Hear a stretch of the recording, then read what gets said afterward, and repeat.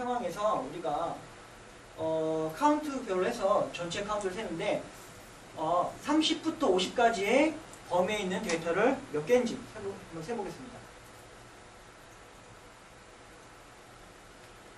네, 나오죠? 자, 우리가 보고 싶었던 실행 계획에 대한 부분이 이 부분입니다.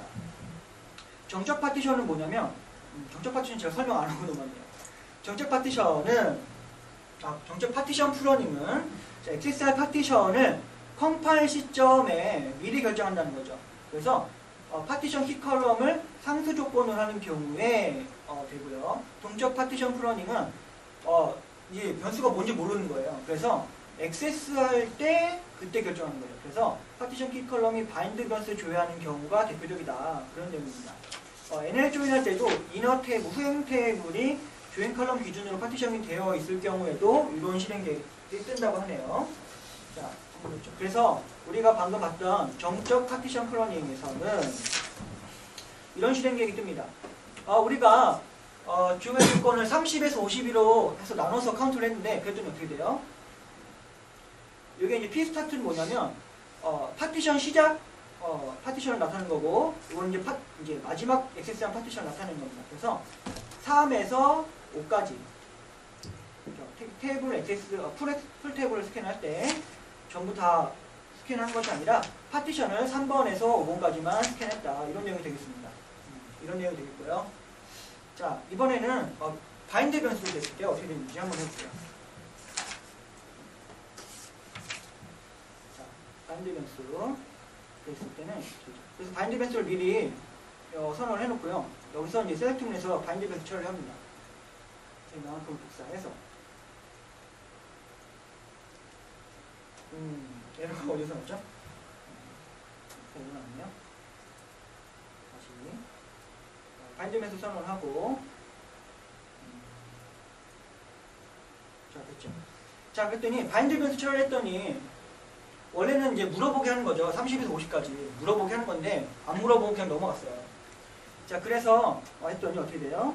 자, 스타트 할 때 그리고 최초 접근하는 파티션 그리고 나중에 접근하는 그 파티션 마지막에 접근하는 파티션에 대해서 키 값을 받아서 하겠다. 이런 식으로 되는 것 같아요.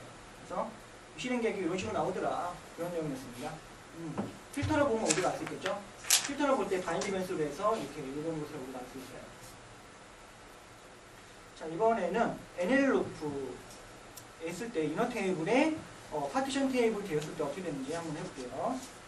이 내용이죠. 자, 그래서 실습을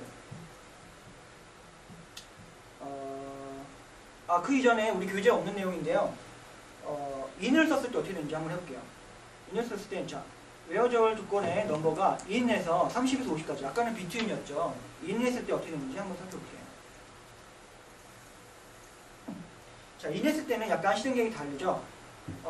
약간 실행계획이 달라서 이렇게 이 i가 들어가는 것을 우리가 알 수 있습니다. 자, 그 다음에는 NL 조인 테스트를 한번 해볼게요.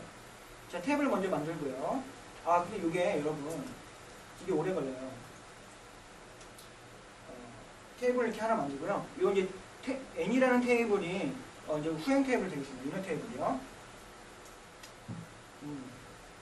그래서 이걸 복사를 해서 조인을 해서 한번 해보겠습니다. 그러면 오래 살아야 됩니다. 이거 보려면 한 6분 정도 이상 걸리더라고요. 이거 실행 결과 아니 뭐지? 실행 결과 나오는 동안 약간 다른 페이지를 먼저 볼까요? 그래서 정적 파티션과 동적 파티션에 대해서 정적 파티션 프로닝과 동적 파티션 프로닝에 대해서 우리가 실행 결과를 살펴봤는데요. 약간 차이가 있었죠. 근데 사실 우리가 이런 부분은 신경 쓰지 않아도 된다 하는 내용이죠. 그래서 사용자가 굳이 신경 쓰지 않아도 된다. 그런데 파티션 키 컬럼에 대한 가공이 발생하면 정상적인 프로닝, 즉 파티션 가지치기가 불가능하니까 주의해야 된다. 이런 내용이었습니다.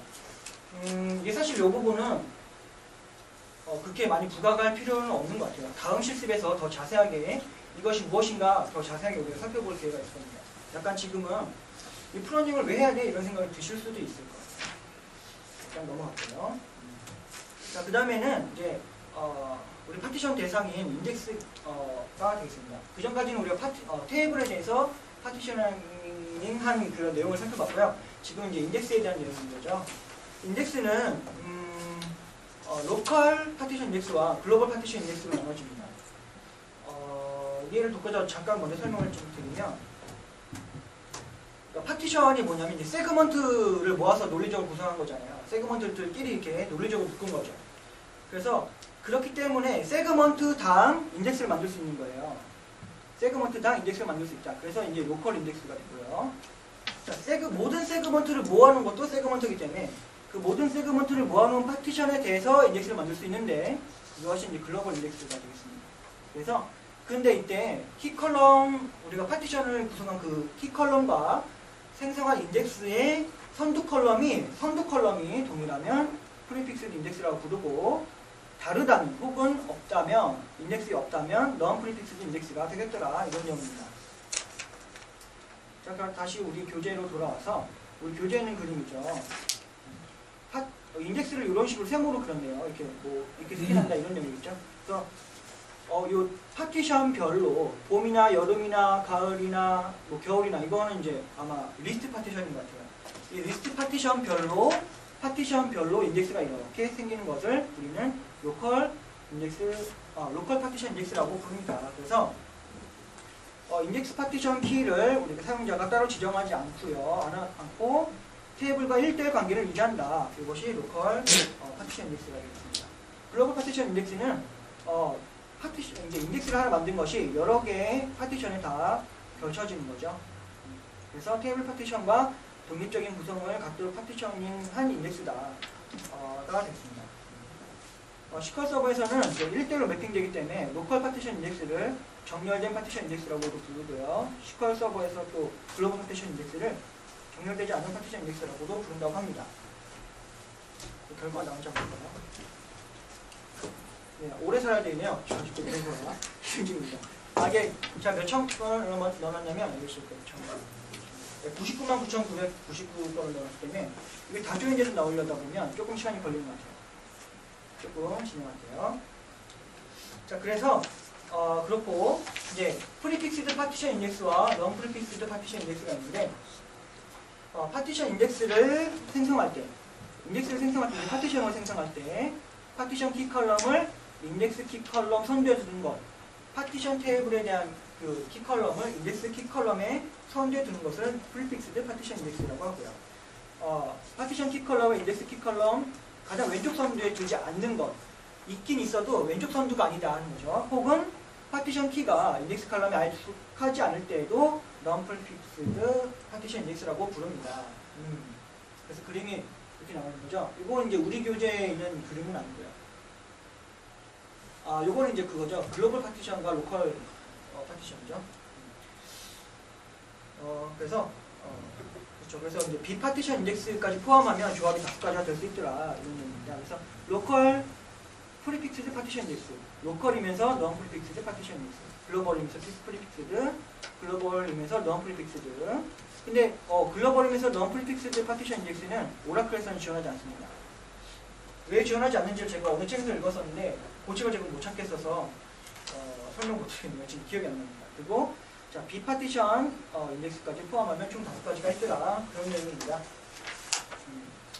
그런 내용이고요. 자, 그래서 인덱스 파티셔닝을 할 때는 이런 기준이 필요하더라. 파티션 테이블과 마찬가지로 성능, 관리, 편의성, 가용성, 확장성 등을 제공을 받을 수 있고, 또 테이블에 종속적인 로컬 파티션이나 테이블과 독립적인 글로벌 파티션 모두 가능하지만 관리적인 측면에서는 로컬 인덱스가 훨씬 유용하다 이렇게 해놨네요. 근데 또 이제 토마저씨 책에는 그렇다고 해서 글로벌 파티션이 무조건 성능상 안 좋다라고 하진 않았습니다. 좀 잘 새겨드려야 될 것 같아요. 뭐 케이스 바이 케이스건인 것 같아요. 테이블 파티션에 대한 드롭이나 뭐 익스체인지가 뭐 스플릿, 분할하는 등의 작업 시에는 글로벌 인덱스는 언유지블 상태가 되기 때문이다 이렇게 해놨는데요. 이게 이제 그건가 봐요. 이게 이제 그 글로벌 파티션이 오라클에서 지원하지 않는 건가? 이거 죄송해요. 이거는 이제 여러분 알아서 새겨서 들으세요. 예, 설명해 주세요. 그 제가 봤던 기억에는요, 엑스퍼트 오라클인가 보드하고 네.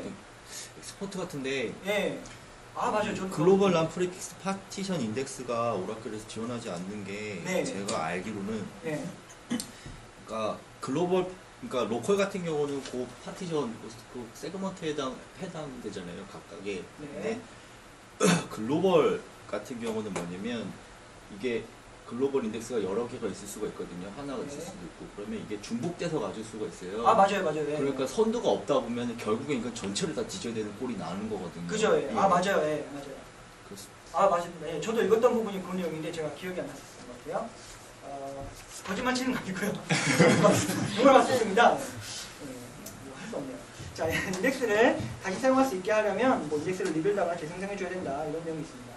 이제 그래서 이런 것들을 우리가 잘 생각해두고 인덱스를 파티셔닝 해야 된다 이런 내용이었고요. 이제 요 다음 내용은 이제 우리 교재에 있는 내용인데, 요 교재에 있는 내용이 제가 파티션 테이블을 다뤄본 경험은 별로 없어서 읽어서 제가 사실 외계어 같아요. 제가 이해할 수 있는 부분이 아주 많이 적고 좀 모르겠는 부분도 많더라고요. 뭐 경험이 좀 필요한 것 같아요. 그래서 여러분이 한번 읽어보시면 될 것 같고요. 이거에 대해서 실습을 한번 진행해 볼게요. 아까 우리가 NL 조인 했을 때 그 파티션 프로그래밍이 어떻게 되는지 결과가 나왔네요. 그때 시간이 이만큼 걸렸네요. 5분 걸렸네요. 자, 이제 그건 중요한 게 아니고 우리 실행기에서 보면 이렇게 나온다 이거죠. BF 이게 뭘 뜻하는 건지 잘 모르겠지만 우리가 NLF 이 상태에서 이너 테이블에 파티셔닝이 걸려 있다면 이렇게 됩니다. 그래서 이런 실행계획이 나오더라. 이런 내용을 한번 살펴봤습니다. 그렇고요. 넘어가도록 하지요. 자, 그래서 우리가 인덱스 파티셔닝을 한번 실습을 해보도록 하겠습니다. 그래서 인덱스를 파티셔닝해서 하려면 이제 로컬이 있고 글로벌이 있는데 로컬 우리가 인덱스를 실습하기 위해서 우리가 파티션 탭을 하나 만들겠습니다. 이렇게. 이게 이제 그 레인지 파티션이죠. 레인지 파티션. 탭을 이렇게 하나 만들고요. 레인지 파티션이고요. 그 다음에 이때 인덱스를 우리가 만들 수 있는데 이때 우리가 봐야 될 것이 이제 로컬이다 이렇게 만드는 거죠. 로컬. 그때 우리가 인덱스를 생성할 때 테이블 스페이스를 지정할 수가 있잖아요. 근데 이 옵션을 주면 이 테이블 스페이스가 생성이 돼요. 그런데 하지 않고 만들면 각각 만약에 어떻게 설명드릴까요? 로컬 파티션 별로 인덱스가 만들어지게 됩니다. 다시 설명드릴게요. 이걸 일단 만들고 설명드릴게요. 자, 그래서 인덱스 하나 만들고요.